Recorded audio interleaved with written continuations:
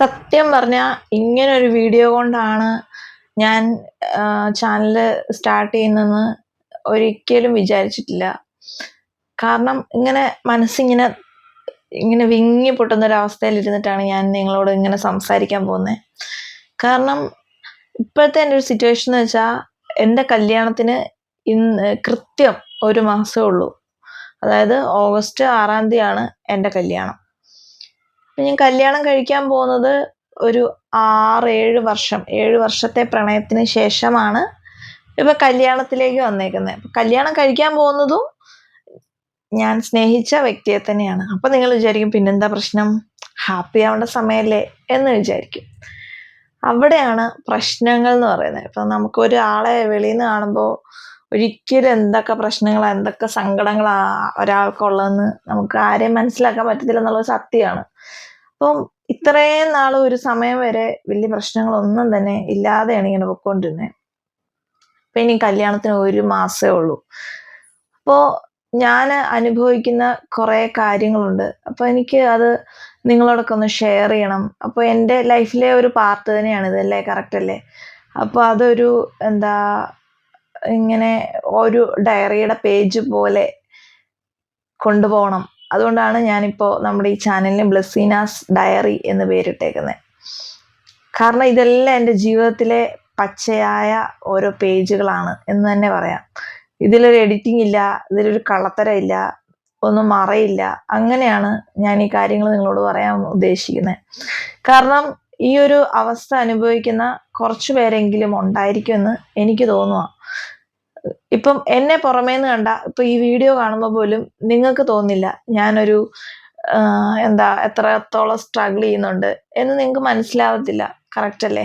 അതുപോലെ തന്നെ ജീവിതത്തിൽ ഒറ്റപ്പെട്ടു പോകുന്ന, അല്ലെങ്കിൽ ഓപ്പണായിട്ടൊന്നും സംസാരിക്കാൻ ആരും ഇല്ലാതെ, അതല്ലെങ്കിൽ ഒരു ഭയങ്കര സ്ട്രഗിളിൽ കൂടെ പോകുമ്പോൾ നിങ്ങൾക്ക് സുഖമാണോ, അല്ലെങ്കിൽ ഇനി എങ്ങനെ കാര്യങ്ങളൊക്കെ കൊണ്ടുപോകുന്നത് എന്നൊന്ന് അന്വേഷിക്കാൻ പോലും ആരും ഇല്ലാത്ത അവസ്ഥ ഒരുപാട് പേർക്കുണ്ടായിരിക്കും. അപ്പം അങ്ങനെയുള്ള ആരെങ്കിലുമൊക്കെ ഉണ്ടെങ്കിൽ നിങ്ങൾക്ക് ഉറപ്പായിട്ടും ഇതിൻ്റെ കമൻറ്റ് സെക്ഷനിൽ വന്നിട്ട് നിങ്ങൾ സംസാരിക്കും കേട്ടോ. ഉറപ്പായിട്ട് ഞാൻ നിങ്ങൾക്ക് റിപ്ലൈ തരും. നിങ്ങൾ പറയുന്നത് ഞാൻ കേൾക്കും. ഓക്കെ? അപ്പോൾ എൻ്റെ ഒരു കാര്യത്തിലേക്ക് വരുവാണെങ്കിൽ, എൻ്റെ അപ്പം മരിച്ചാണ് 2020.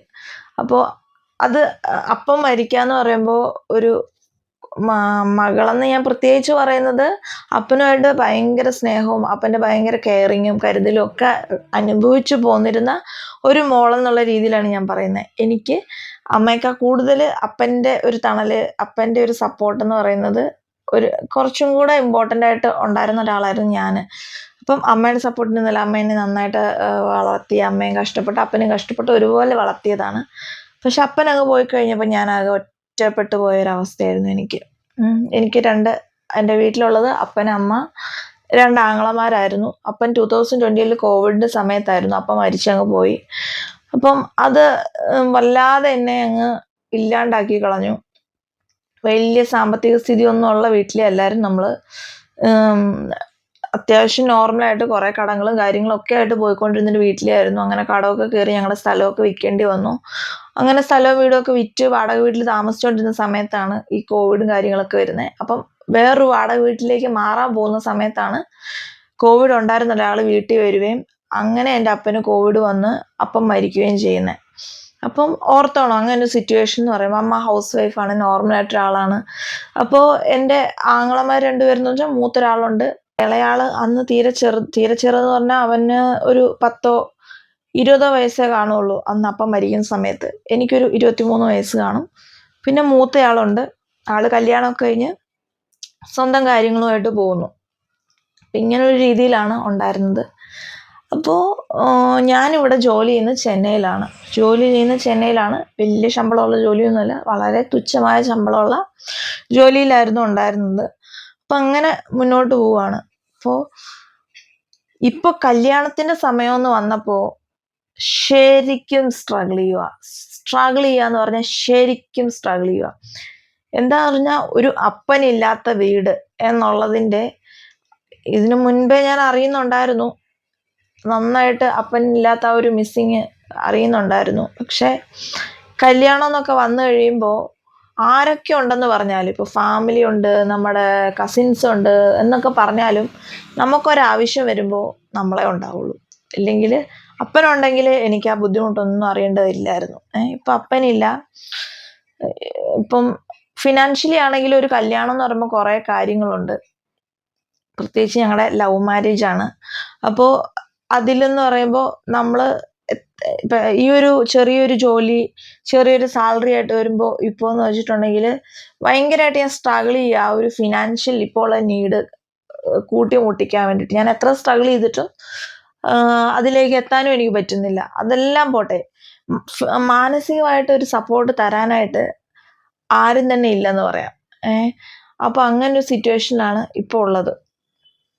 അപ്പോൾ നിങ്ങൾ വിചാരിക്കും ഉത്തരവാദിത്തം പെടാൻ ചിലതെങ്കിലും ഉണ്ടാവില്ലേ എന്ന് വിചാരിക്കും. പക്ഷെ അങ്ങനെ ഒരു ഉത്തരവാദിത്തം ഏറ്റെടുക്കുന്ന സിറ്റുവേഷനില്ല. പക്ഷെ ചിലരൊക്കെ ഉണ്ടെന്ന് പുറമേ നിൽക്കുന്നവർക്ക് തോന്നും. അതായത് ചിലരൊക്കെ ഉണ്ടെന്ന് ഇപ്പോൾ പുറത്തുനിന്ന് കാണുന്നവർക്ക് തോന്നും,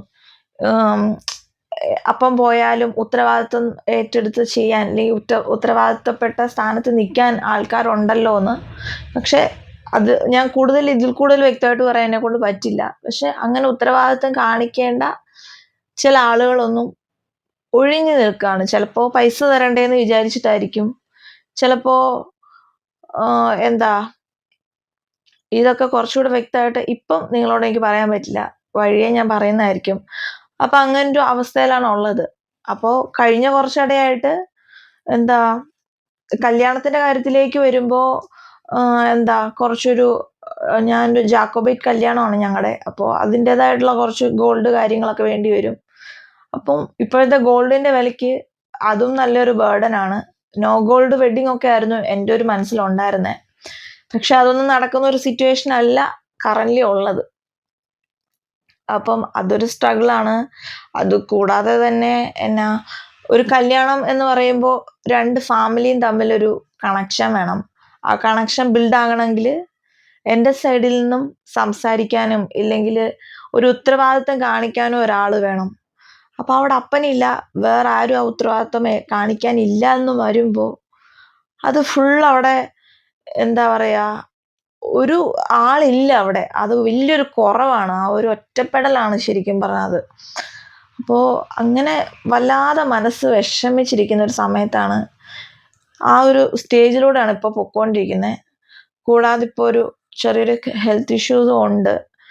ഇതുവരെ ഇല്ലാതിരുന്ന ഹെൽത്ത് ഇഷ്യൂ ഒക്കെ വന്നുകൊണ്ടിരിക്കുക. അപ്പോൾ അതിനെപ്പറ്റിയൊക്കെ ഞാൻ പിന്നെ പറയാം. അപ്പോൾ കാരണം ഇപ്പം അത് പറയാൻ പറ്റുന്ന ഒരു സിറ്റുവേഷനല്ല ഞാൻ. അപ്പോൾ ഇങ്ങനെയൊക്കെയാണ് കാര്യങ്ങൾ പൊയ്ക്കൊണ്ടിരിക്കുന്നത്. ശരിക്കും പറഞ്ഞാൽ ഇങ്ങനെയൊരു വീഡിയോ അല്ല ഞാൻ ശരിക്കും ഫസ്റ്റിൽ എക്സ്പെക്റ്റ് ചെയ്തിരുന്നത്. പക്ഷേ അങ്ങനെയാണ്, ഒരുപാട് പേര് ഈ ഒരു അവസ്ഥയിൽ കൂടെ പോകുന്നുണ്ടായിരിക്കും. കയ്യിൽ പൈസ ഇല്ല, ഇല്ലെങ്കിൽ ഒന്ന് സപ്പോർട്ട് മാനസികമായിട്ട് ചെയ്യാൻ ആരും ഇല്ല എന്നൊക്കെ ഉള്ളൊരു അവസ്ഥയിലുണ്ടാവും. കാരണം പുറത്തുനിന്ന് നോക്കുമ്പോൾ ഒന്നും ആർക്കും കണ്ടാറില്ല.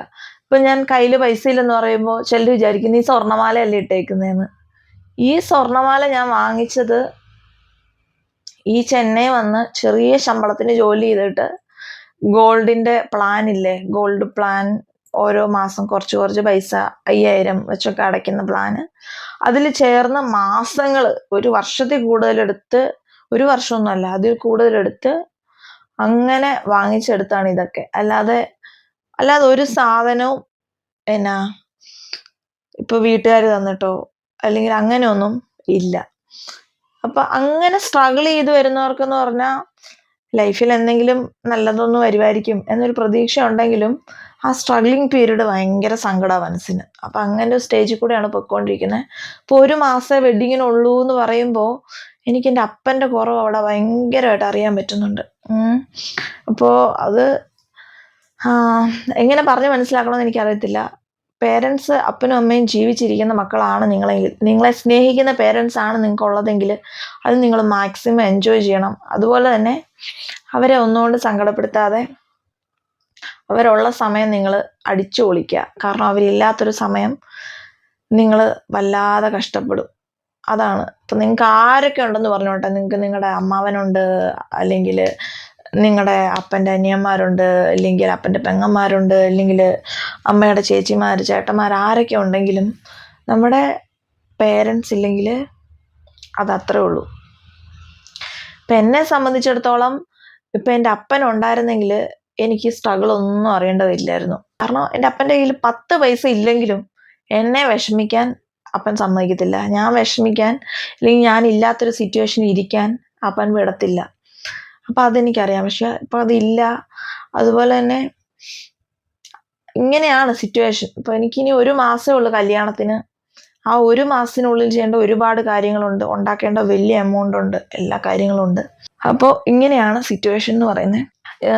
ഞാൻ എന്തായാലും ഇതെൻ്റെ ഫസ്റ്റ് വീഡിയോ ആണ്. അപ്പോൾ നിങ്ങൾ കാണുന്നവർ എന്നെ സപ്പോർട്ട് ചെയ്യാൻ തീർച്ചയായിട്ടും നിങ്ങൾ കമൻറ്റ് സെക്ഷനിൽ എന്നെ സപ്പോർട്ട് ചെയ്യാനെന്നുപരി നിങ്ങൾക്ക് ഇങ്ങനത്തെ ലൈഫിൽ എന്തെങ്കിലും പ്രശ്നങ്ങളൊക്കെ ഉണ്ടോ, നിങ്ങളുടെ ലൈഫൊക്കെ എങ്ങനെ പോകുന്നു എന്നുള്ളത് തീർച്ചയായിട്ടും കമൻറ്റിൽ ഒക്കെ പറയണം. അപ്പം ഞാൻ ഇതൊരു സ്റ്റാർട്ടിങ് വീഡിയോ എന്നുള്ള രീതിയിൽ ഇട്ടെന്നേ ഉള്ളൂ. നിങ്ങൾക്ക് എന്നെക്കുറിച്ചൊന്ന് എവിടെയാണ് തുടങ്ങുമ്പോൾ എന്നെപ്പറ്റി ഓപ്പണായിട്ട് പറഞ്ഞു തുടങ്ങിയിട്ടുണ്ടെങ്കിൽ നിങ്ങൾക്ക് എന്നെ അറിയാൻ പറ്റും കൂടുതലായിട്ട്. അപ്പോൾ എൻ്റെ ലൈഫിലെ ഓരോ പേജസുമാണ് ഞാൻ ഇതിൽ കാണിക്കാൻ പോകുന്നത്. അതിൽ സങ്കടം ഉണ്ടാവും, സന്തോഷം ഉണ്ടാവും, എല്ലാം ഉണ്ടാവും. അപ്പോൾ അങ്ങനെയാണ് പോകാൻ ഉദ്ദേശിക്കുന്നത്. ഓക്കെ, അപ്പം ഞാൻ അടുത്ത വീഡിയോ ഉടനെ തന്നെ ഇടും. എൻ്റെ ലൈഫിൽ നടക്കുന്ന അപ്ഡേറ്റ്സ് ഇടും, എല്ലാം ഇടും. ഈ വീഡിയോ കുറച്ച് സങ്കടം കാര്യങ്ങളൊക്കെ ഉണ്ടായിരുന്നറിയാം. എന്നാലും ഇതിങ്ങനെ തന്നെ പോകും നിങ്ങൾ വിചാരിക്കണ്ട. ഞാനിത് വളരെ പോസിറ്റീവായിട്ടും എന്ന് വെച്ച് എല്ലാം പോസിറ്റീവ് ആയിരിക്കണം എന്നില്ല. ജീവിതത്തിൽ നടക്കുന്ന കാര്യം അങ്ങനെ തന്നെ പറയാണ്ടിരിക്കാൻ പറ്റില്ലല്ലോ ചില കാര്യങ്ങൾ. ഇപ്പോൾ ഈ പറഞ്ഞതിനുള്ളിൽ തന്നെ ഒരുപാടുണ്ട്. അതൊക്കെ എനിക്ക് ഒറ്റയടിക്ക് ഓപ്പണായിട്ട് പറയാൻ പറ്റുന്ന കാര്യങ്ങൾ അല്ലാത്തതുകൊണ്ടാണ് ഇപ്പം ഞാൻ പറയാത്തത്. പക്ഷേ ഫ്യൂച്ചറിൽ എനിക്ക് മനസ്സ് തുറക്കേണ്ട സാഹചര്യങ്ങളൊക്കെ ഉണ്ടായിട്ടുണ്ടെങ്കിൽ ഞാനത് അപ്പോൾ നമുക്ക് നോക്കാം. എന്തായാലും ഇങ്ങനെ ഒറ്റപ്പെട്ടൊരവസ്ഥ, എന്ത് ചെയ്യണം എന്നറിയാൻ വയ്യാത്ത സിറ്റുവേഷൻ, കയ്യിൽ പൈസ ഇല്ലാത്തൊരവസ്ഥയും, അതുപോലെ ആകെ ഇപ്പോൾ ഫാമിലിയിൽ നിന്നാണെങ്കിൽ ഫാമിലി വൈസ് ആണെങ്കിലും ഒക്കെ ഒരുപാട് പ്രശ്നങ്ങൾ അനുഭവിക്കുന്ന ഒത്തിരി പേരുണ്ട്. ഇപ്പോൾ ആരും ഇങ്ങനെ പുറത്ത് ചിലപ്പോൾ ആരോടും പറഞ്ഞിട്ടൊരു കാര്യം ഉണ്ടാവില്ല. അതുകൊണ്ടായിരിക്കും പറയാത്തത്. അപ്പം അങ്ങനൊരു സിറ്റുവേഷൻ ഉണ്ടെങ്കിൽ നിങ്ങൾ എന്തായാലും കമൻറ്റിൽ വന്ന് പറയുക. ഓക്കെ, ഞാൻ റിപ്ലൈ തരാതിരിക്കില്ല എന്തായാലും. അപ്പോൾ അടുത്ത വീഡിയോ ആയിട്ട് ഞാൻ വരാം, കാര്യങ്ങളൊക്കെ പറയാം. ഇപ്പം അടുത്ത ദിവസം നാട്ടിൽ പോകാനായിട്ടിരിക്കുകയാണ്. കുറച്ച് കല്യാണത്തിൻ്റെ തന്നെ കാര്യങ്ങളൊക്കെ, ബ്ലൗസ് പോലും സ്റ്റിച്ച് ചെയ്യാൻ കൊടുത്തിട്ടില്ല. അപ്പോൾ അതുപോലും ചെയ്തിട്ടില്ല. അപ്പോൾ അതിന് വേണ്ടിയിട്ട് കാര്യങ്ങൾക്കൊക്കെ പോകാനിരിക്കുകയാണ്. അപ്പോൾ എന്തായാലും അടുത്ത വീഡിയോയിൽ കാണാം കേട്ടോ. ടാറ്റ, ബൈ.